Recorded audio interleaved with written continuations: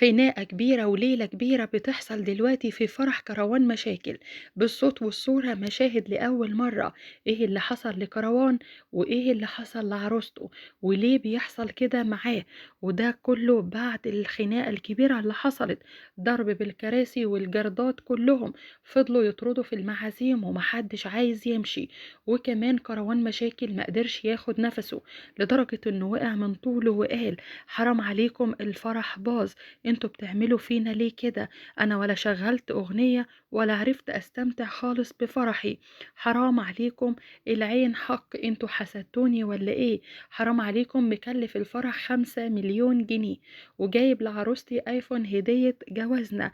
والامن وصل فعلا لفرح كروان، وبعد المشاكل الكبيرة ما بين البوديكارد والمعازيم، وقال: انا مش متخيل الزحمة اللي حصلت في الفرح وليه بيحصل معايا انا كده، لدرجة ان كروان بنطلونه اتقطع في الفرح وبدل البنطلون مع واحد من المقربين ليه.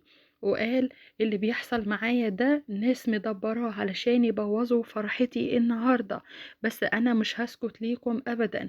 كانت لقطات من وقت نزوله من العربية هو وعروسته، وهو لسه داخل القاعة الناس كلها اتلمت عليه، وفضل فعلا يحاول يسلم عليهم مرة واحدة، ما قدرش يسيطر لا هو ولا الجردات اللي موجودة، وتحول الفرح لخناقة كبيرة جدا ما بين الجميع، لدرجة ان طليقة كروان مشاكل كانت حاضرة الفرح، واللي حصل فيها ما ينفعش يتقال من الزحمة والناس الكتيرة اللي كانت موجودة. بس في وسط كل ده كروان ساب عروسته وراح اتصور مع طليقته. وكمان والدة العروسة للأسف ما قدرتش تتمالك نفسها وفضلت تشد في بنتها، وبصراحة العروسة ما بقتش عروسة.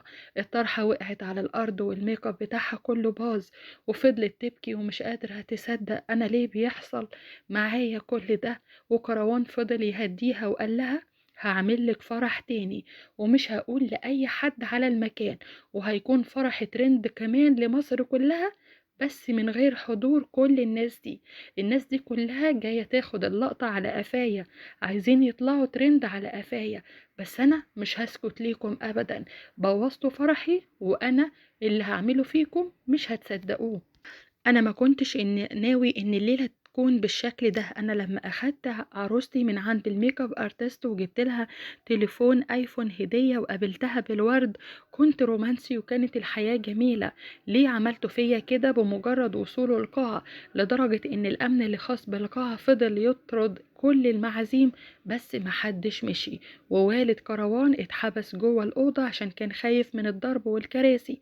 وكمان العائلة الخاصة بالعروسة طلعوا جري من القاعة عشان كانوا خايفين، وكل المطربين اللي كانوا جايين يهنوا كروان كلهم جريوا وكلهم مشيوا، لأن الموقف كان غير متوقع بالمرة، لدرجة إن الناس كانت متوقعة إن ده AI، بس بصراحة هو حقيقة